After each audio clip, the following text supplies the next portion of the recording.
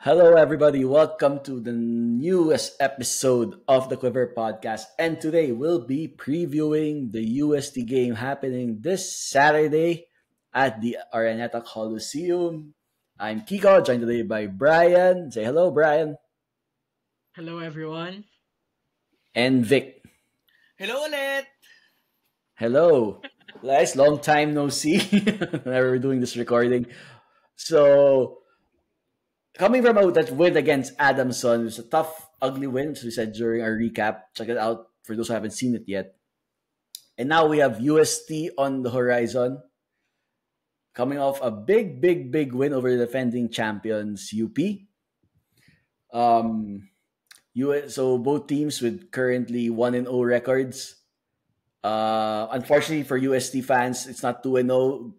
Opening ceremonies do not count in the win column, so that's something we can count, unfortunately. But looking at this opening, I think the story, guys, is really from that UP game is the coming out party of their 6'9" FSA Nice. Collins Akowe, right?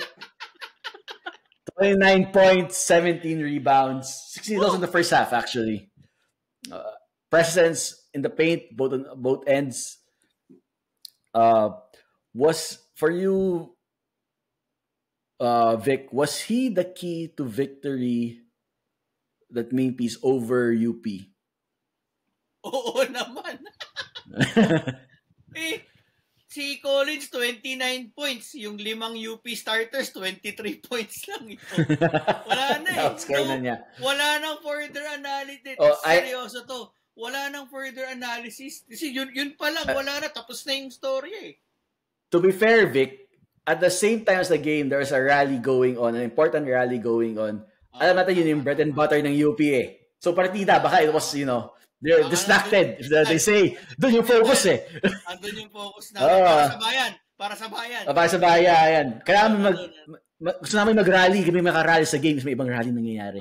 Diba? Bakit ba may laro ngayon? Yun, di ba? Yun yung tanong.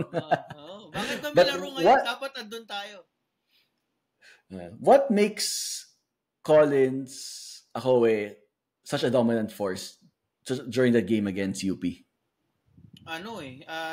Yung ako pinakabilib ako yung patience niya kasi at the start nag-dictate si UST ng tone by putting Collins sa ball screens with Paranada. And for some reason pinapag-usapan gagamit tayo ng American football reference dito na parang Alright. miss throw from the quarterback pero nakahanap pa rin ng wide receiver yung bola pag binabato. For some reason, UP kept blitzing Paranada pero nakakahanap si Okowe ng paraan to catch the ball. And what impressed me was yung patience niya kasi there are times dala-dalawa na yung players ni UP pero ang patient niya umangat and to keep his balance, make those shots near the basket. Doon ako believe kanina. Sobrang composed niya maglaro kanina. Yeah, and Brian, this game UST was missing Force Kipatrigauchi, who really carried them for most of last season. Was it an impressive win for UST, or it's more of UP was not up to the races during that game? I'd like to say both. Syempre, like what I said in the Adamson recap, UST, and also what I said in the season preview, UST will really have important treatment dito sa game na to sa UP kasi it's the season opener and at the same time yung upcoming game yun natin. I think these are the two games that they really want to win.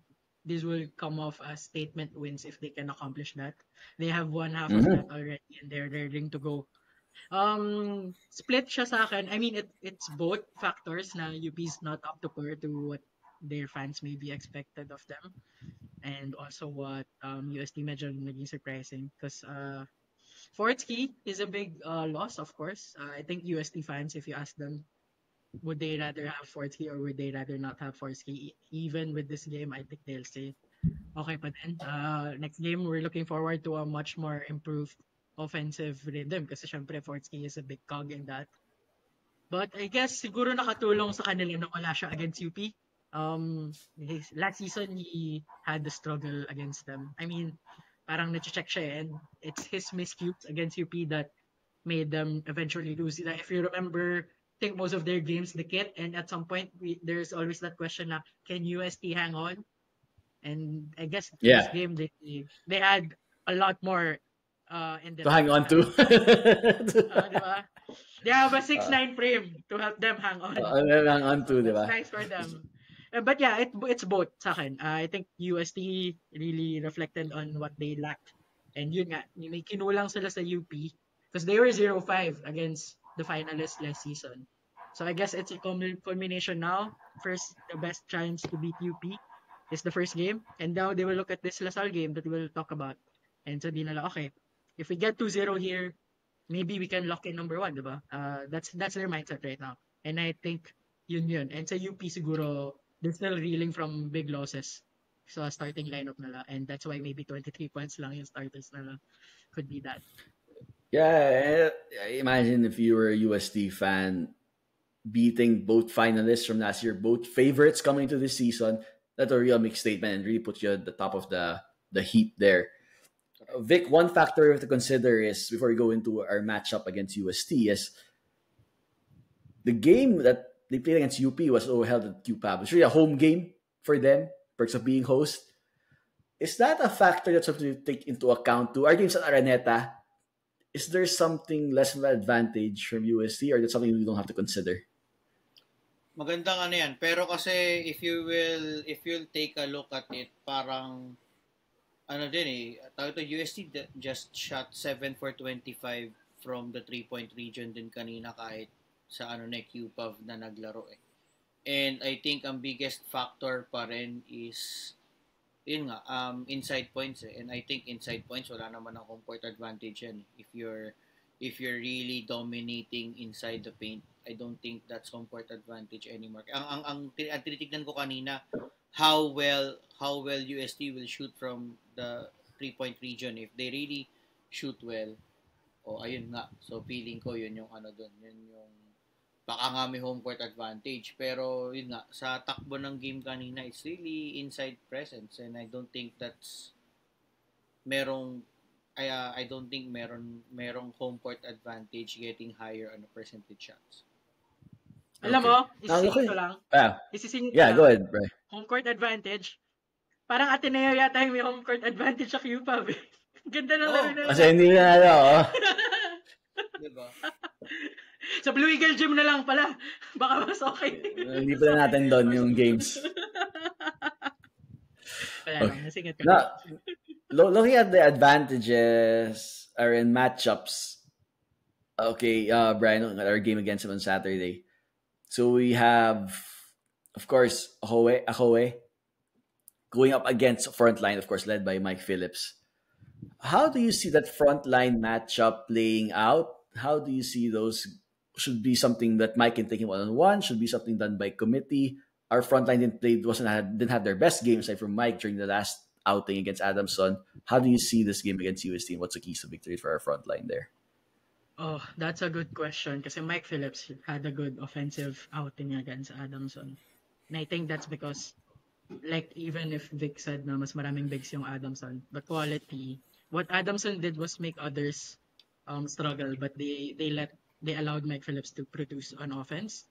So I'm not sure if UST is keen to apply the same tactic. Maybe they will be kasi that means na-mute yung ibang bigs natin. So I think if I were to look at it, maybe Mike Phillips can be more selfless on offense. Kasi I think Mike Phillips is the type of guy naman if he doesn't have to score the baskets himself, he'll happily facilitate for his teammates. So maybe that means expending more of his unrelenting energy kay Ahoe. And that means it frees up a lot of space, let's say, or a lot of energy for the likes of Amos, Pablo, to contribute more on the other side of the floor. Kasi if I'm seeing trouble if we have to put Pablo or even Mason kay Ahoe, especially pag sa ilalim, that means they would like that matchup sa atin. And kaya ako sila bring up na kasi that's something not ideal the way I see it. Maybe Bright actually can be that guy that can just really make Collins work harder than, I mean, if he can still get 20 points, 25 points, pahirapan natin siya. And that could mean that maybe yung 20, 25 points na yan, mas mahirapan siyang mag-perform defensively because he'll be gassed. But of course, if he's as fit as he can be, then that's already a credit to him too. Yeah, and that is a good point, Brian. We always call Mike Phillips our cheat code. We don't need a dominant FSA because we have Mike Phillips who gives us those kinds of numbers, gives that presence. But this with Colin Sakoe coming up in the next game, does Bright need to play a crucial role for us come Saturday? Ako, tingin ko. Kasi I think Bright has the physical strength and length to probably disrupt si Collins every time he will attack the paint and get close baskets. I think Bright should be able to ibahin ni Collins yung tira niya, not get comfortable looks as compared to sa mga looks na nakuha niya against UP on their game today. So yun yung ano ko doon. So I expect Bright to be used and to have significant minutes on Saturday para just to help slow Collins down. Kasi baka I'm not sure if Luis or Mason if they can contain him one-on-one. But we'll see. Depende pa rin naman kina Coach Topek yan how they will, baka maybe they have game plans devised based on using Luis. Throw different looks at him. Yep. So, we'll see. And at the very least, like the old expression goes, is 5 fouls pa rin yan. Si Brian at the very least. He's gonna give us time kay Mike on the defensive buy time for Mike. Lewis time, for him. That will be a big part. Because I'm sure UST is thinking the same thing on their end. How do we stop Mike Phillips? Do we throw Collins at him? Then, or do we have to give them different looks and put someone else to conserve Collins on the offensive end? Brian, but of course, in the last game, UST had Parañada, Cabanera step up for them. They have Fortsy coming back.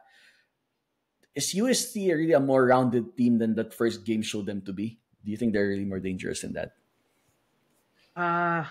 It remains to be seen. On paper, pound for pound, we should still be superior, but not by much, as unlike in previous years. Kasi nga, this UST team is growing not just individually, but also collectively. They are liking their chances, especially coming off that big win against UP, diba? You can't get any more confident after being the champions, we must say. So sa akin naman, the way we beat Adamson, I would like to think, as a narrative merchant, I would like to think that it will draw some reflections from players who would believe that they underperformed. I don't think a lot of players can say they performed up to par of what they expect of themselves na lang. Not going to say what the community expects of them. Siguro alam naman ni Kian na he's better than that 1-point output that he had on his debut for Lasal. And alam din naman ng ibang seniors and holdovers that they could always do more. They can always do better. And I think that's what the culture in Coach Topek's system cultivates. Even if you played your best, maybe you always ask yourself, you have to do more, do better in the coming games. Kasi if you reach a ceiling, especially after game 1, that's concerning, diba? So I guess the manner we escaped Adamson, the poise we showed. I'm looking that some players will have to prove their worth. Yun. And UST is a proper test. Naalala ko nung preview, binabanggit natin the pace of the scheduling, diba? So Adamson is a good litmus test to start the season. You know, you're getting a proper opponent there. We never underestimated Adamson.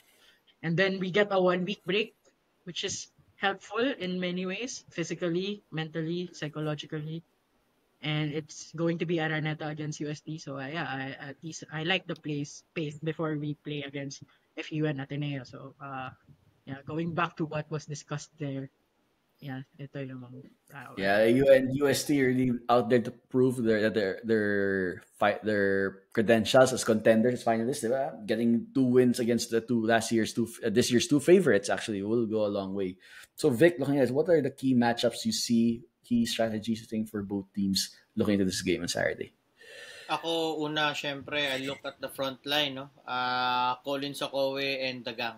Yung gang natin. Mm. Kasi, ang ano dito, ako naman, on the other end, I think ang ano dito sa side naman ni UST is are they going to balance things out? Kasi, anliit nila tignan pag wala si Okowe sa loob eh. I think that's something na we can exploit better than what UP did kanina. So I think that's one thing na tinitignan din niya ng UST na in as much as how well Colin should perform on Saturday, how are they going to do things pag Collins doesn't start as strong as he started kanina. So ano mangyayari if they take him out of the bench? We may go on and pull on with a huge run. So, yun yung mga unang tinitignan nila. So, it's Collins and our front line. So, lahat yan. It's Bright.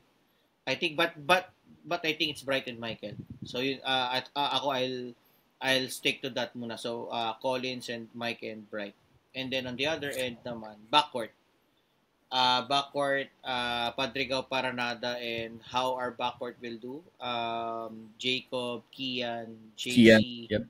and EJ. So, yan yung ano dyan eh. Kasi, more than how Collins performed kanina, I think I have to give credit with how UST controlled the tempo kanina via their backcourt. So nakaka-score si Collins, yes, he scored a lot, but nakapag-create din ng tawag ito, UST ended up with 21 assists in this game.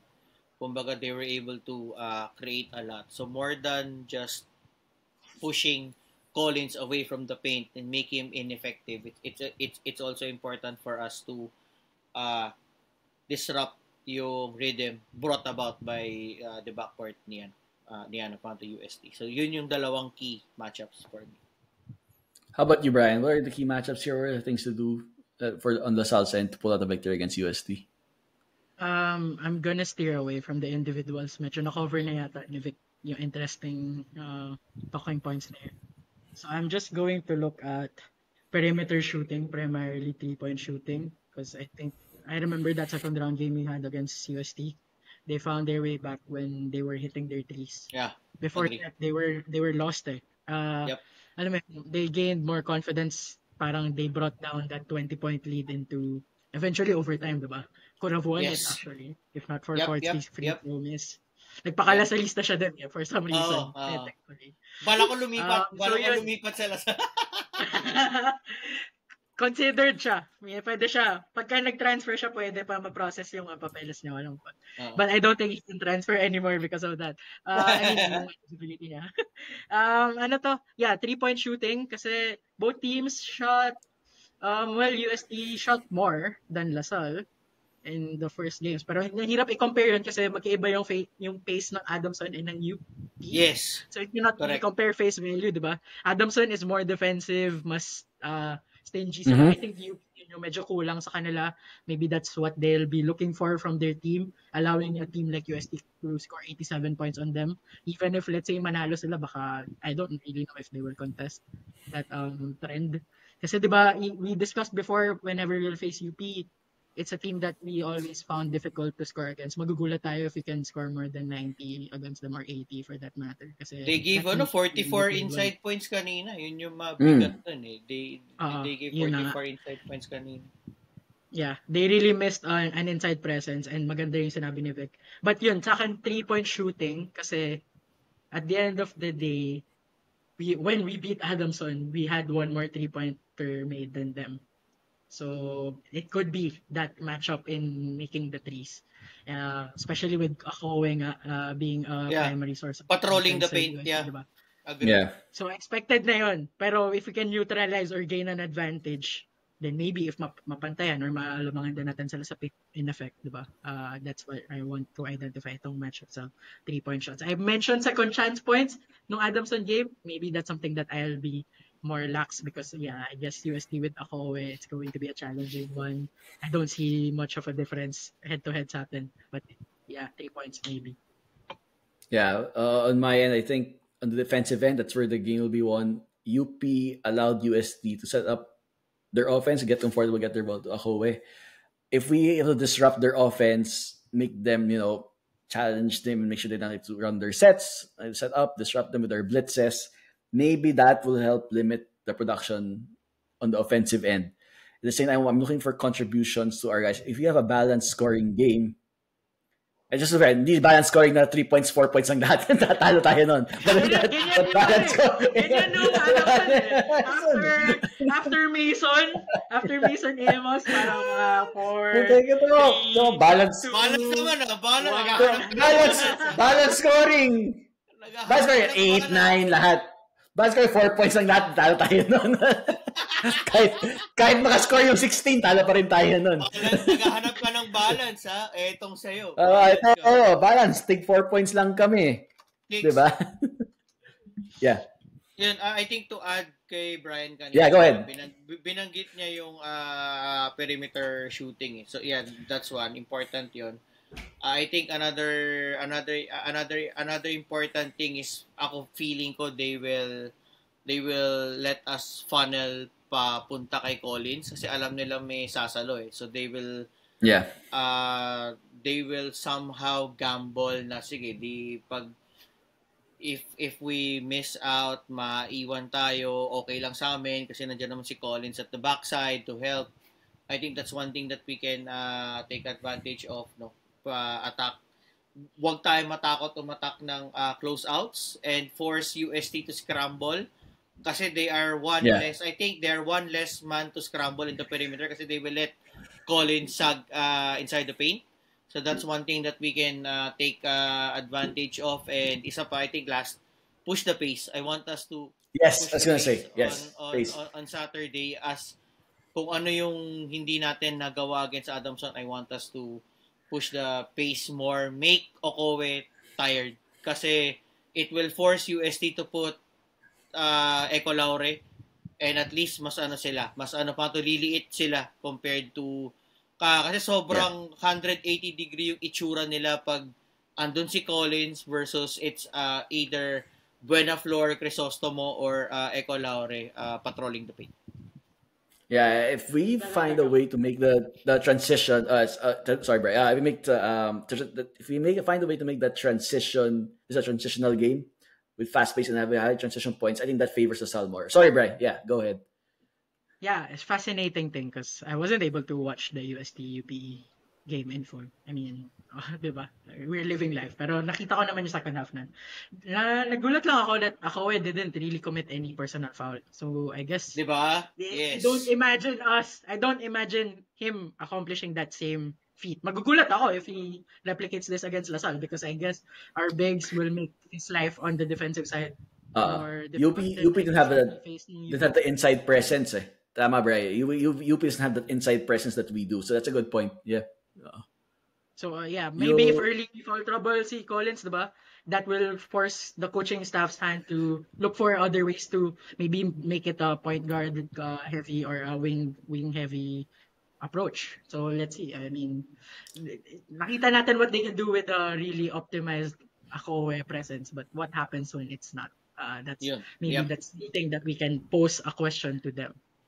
Yes. Yeah, and that will be dangerous if USC will be really true contenders if we find a way to limit Collins on Saturday, but their other guys step up, their fourth keys. If we find a way to be asked, that will say that this is a dangerous team. So that'll be an interesting play. Yeah, Cabanero and all those guys. So if these other guys beat us despite us limiting Collins, this is something that will tell me that USC is a real threat and contender this season. It shouldn't be a two-way conversation between LaSalle and UP, and they should definitely be part of that conversation. Vic, you had us going 2-0 against USC in the preseason in our preseason predictions. Do you still feel the same way? Oh, So, was the thing you're still in this game? Yeah. oo naman. Oo How? naman. Yeah. Kasi I think to give, kasi if you will take a look at it, yung advantages ni UST kanina, it was the same thing na nangyari kagabi against Adamson eh. Adamson won all the hustle stats. Tinignan mo second chance points, inside points, offensive rebounds. Everything went to Adamson's way and yet we still found the way to win. So yun yung ano ko doon. That's one of the kahit sabihin nating ugly win siya kahapon, I think yun yung isang positive doon na we were able to find a way and it's a good character. No, kahit anong sabihin pa nila. It's a good character na alam ng player mo humugot ng malalim paano manalo. And I think that's something positive na kasi lahat ng positives ni Adamson, I can see it na pwedeng yun yung mangyari din sa Saturday na same positives that UST will have against us and yet we will still find a way to win. So yun yung ano ko doon. Yeah. That's why I still see us winning, keeping yung ano ko doon, prediction ko nung ano natin. Season. Brian, yeah, season predictions. Brian, you picked us to go 1-1 against UST. Is this the game we dropped that one, or you see that more in the second round? Yes, I explicitly said ko yun. And pwede balikan nyo ng mga tao. Dahil sinabi ko naman UST, even at the start of this episode, talagang titingnan nila yung UP and Lasal games. That's where they really want to make a statement.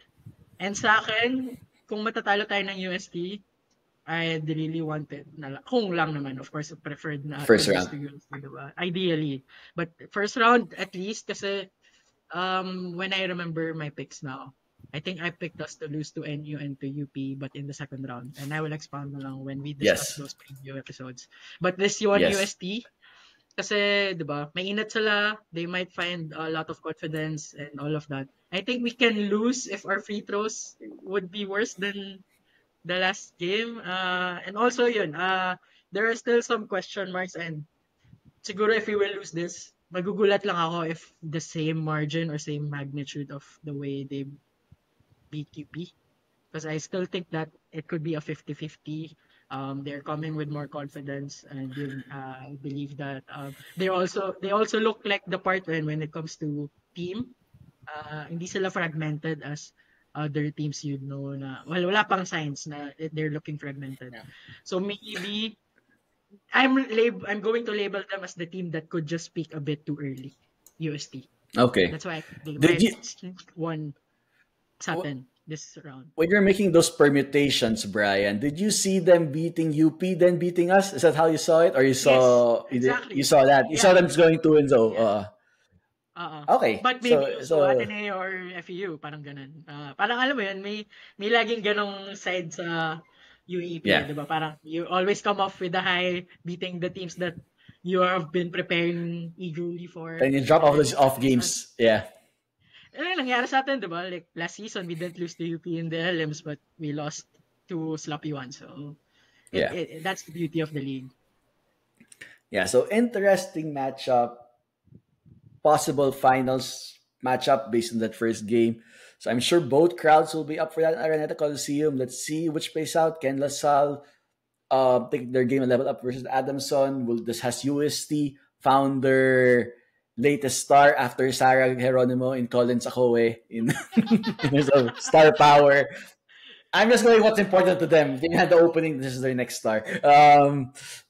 It'll be a real classic matchup. It'll tell us a lot about our team, about their team. So it's great to have this early in the season. UAB is definitely truly back.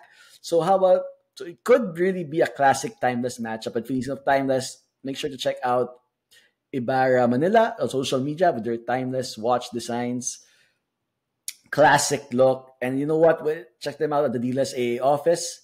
Check them out. And you know what? They're not a classic watch. They're also, by buying from them, you also help out the LSU athletes, where a proceeds of every purchase from the Ibarra Manila goes to help support our LaSallian athletes. So guys, what are your predictions for the upcoming game against UST? Will they continue their winning streak, beating UP and us, or will we find a way to put them in their place? Let us know in the comments. Let us know your predictions, and we'll be happy to discuss them on the show. And catch us for a recap after the weekend's games. So guys, Vic, Brian, thank you for doing our preview episode today. Looking forward to the game. Let's see how it plays out. But keep the faith. Let's see. Sana mali yung prediction ko. I hope you're wrong, Brian. I don't say that often, but I hope you're wrong as I say that. All right. Let's see how it plays out. And as I always say, guys, Animal Asal.